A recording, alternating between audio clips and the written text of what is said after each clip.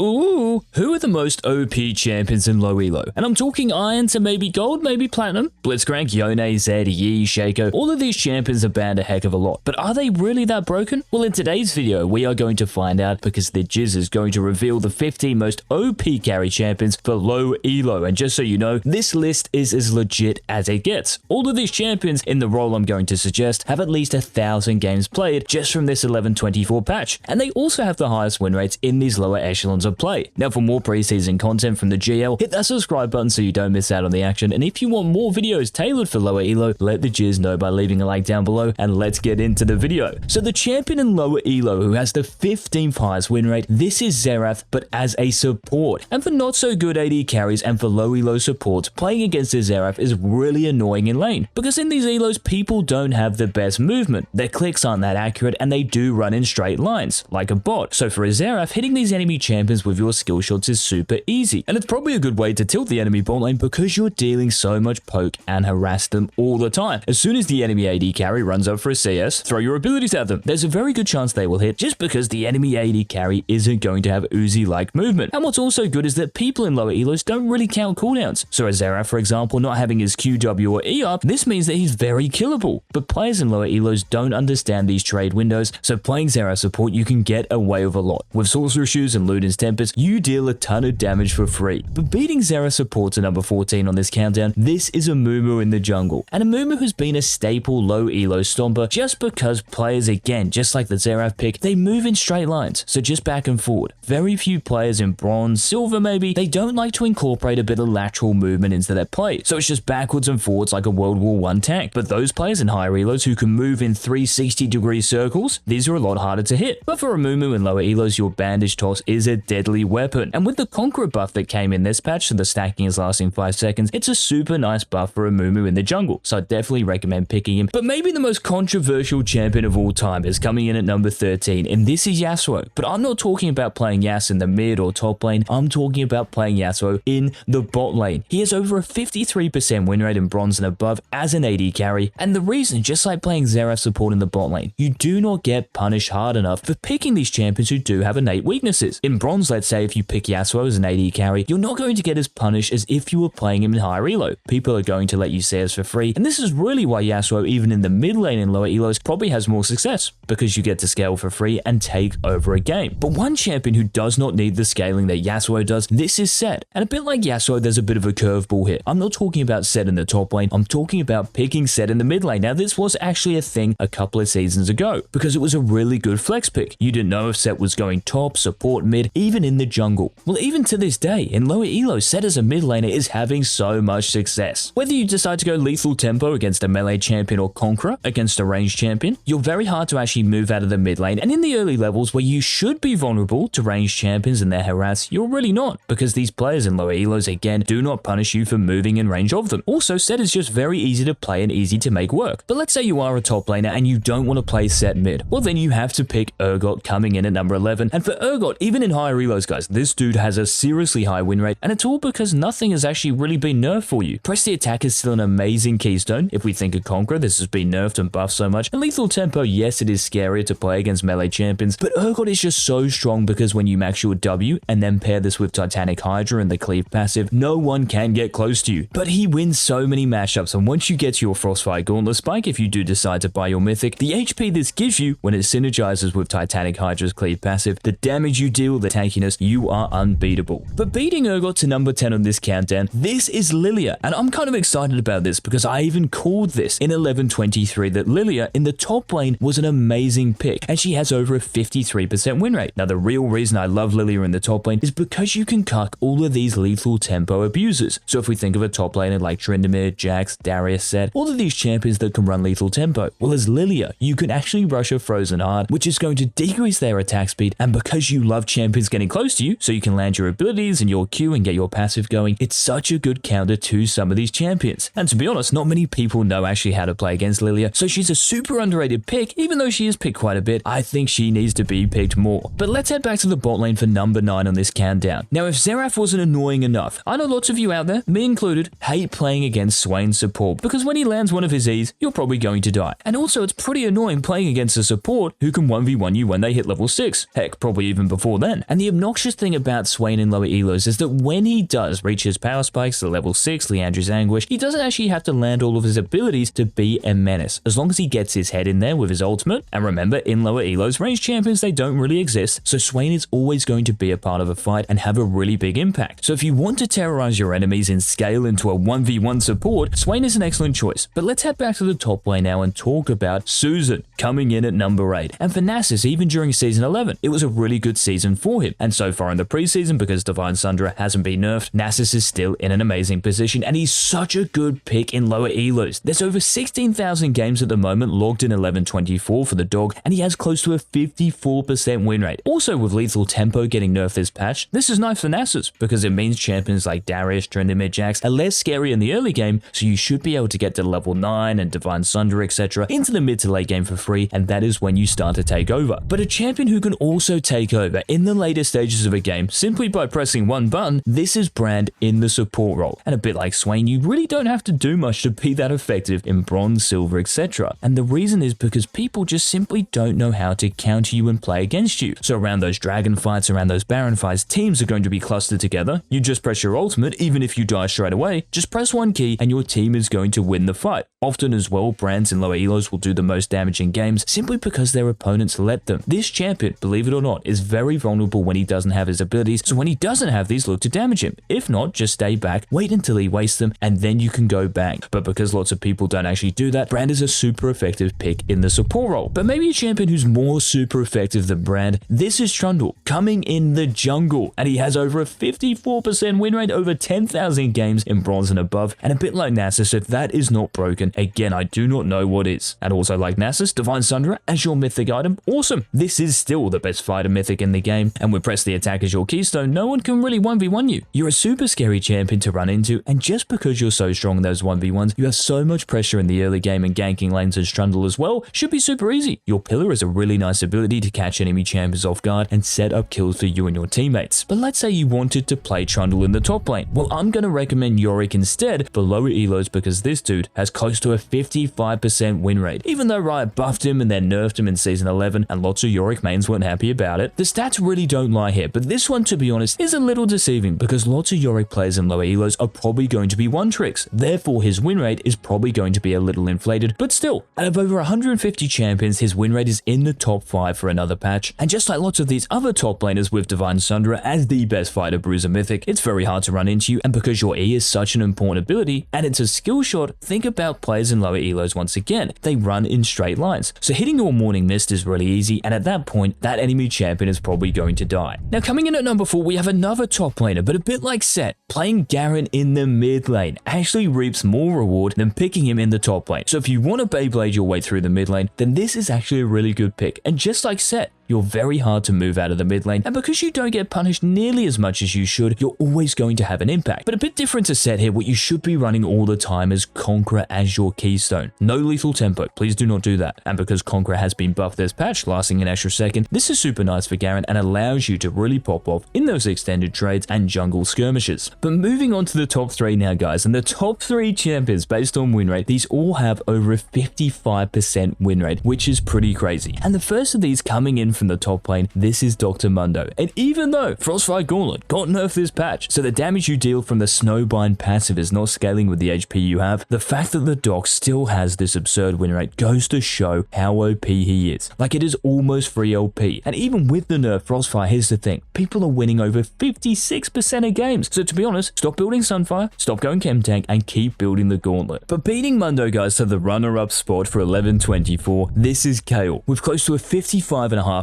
win rate, and I'm talking about Kayle in the mid lane. Now, why is Kayle in the mid lane so good? Because these champions tend to have more range than those champions in the top lane. So getting actually out of the early game and scaling to a point where you're unbeatable should be more difficult. But again, in lower elo, people do not punish you. They feel sorry for you because you've picked such a weak early game champion, so they let you scale for free, hit your Nash's spike, your Riftmaker spike, your Deathgat spike, by which point the game is completely over because you one-shot everything. Also, lethal tempo this patch getting buffed for ranged champions, really nice for Kayle. It's gone up 2%, which was actually like a 40% increase, so this was really significant. Even though you're losing a little bit of range, this was well worth it, this trade. But beating Kayle to the number 1 position, this is actually pretty troll, to be honest, and the reason I say that is because it is Teemo. in the mid lane. Not in the top lane, like you might have thought Kayle or Garen or Set would have been. Everything is mid lane at the moment, and for Teemo it kind of makes sense. Even though he's banned in over 31% of games in bronze and above, when this dude is picked, he wins more than any other champion. And I guess the reason is because people don't actually respect that Teemo is pretty good lane bully, especially if you're picking a melee champion. So for all those Zeds, Yasuos, Yones out there who get picked an awful lot in lower elos, you've got to respect the Mo. And the great thing about Teemo is that even if you do lose lane, your mushrooms in the late game for low elo players, because they don't buy control wards, red sweepers, that's probably a myth, they will run into them, and most often you're going to do the most damage in a game. And also the good thing for Teemo in team fights, because of your mushrooms, people often play these fights just in straight lines. So very few players are going to think about flanking or actually evading your mushrooms. They will just run into them on repeat, and there'll be a quarter HP before the Baron fight even starts. So those are the top 15 low elo carry champions, guys, for 11-24. So if you did enjoy the video, please remember to leave a like down below, and also make sure to check out the GameLeap website on your way out, linked in the description and comment section. We have challenger players and coaches uploading up to 20 videos a week for our subscribers, so get that exclusive access by signing up. And until tomorrow's daily upload, this has been the Chill.